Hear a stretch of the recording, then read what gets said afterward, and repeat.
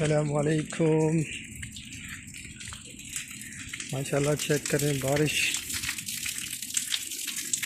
तकरीबन 7-8 बजे से ये बारिश हो रही है और अभी 5 होने वाले हैं, सुबह के फजर की अजान होने वाली है और ये बारिश अलातूल हो रही है।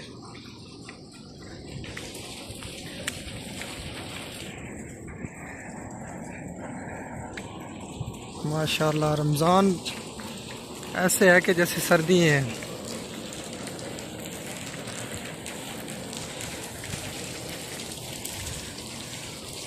अभी जा रहे हैं मस्जिद में, इंशाल्लाह नमाज अदा करेंगे। 3-4 मिनट बाकी हैं बस।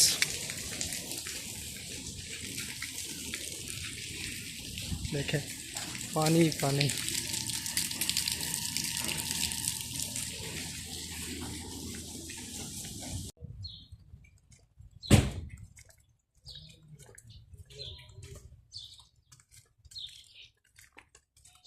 Today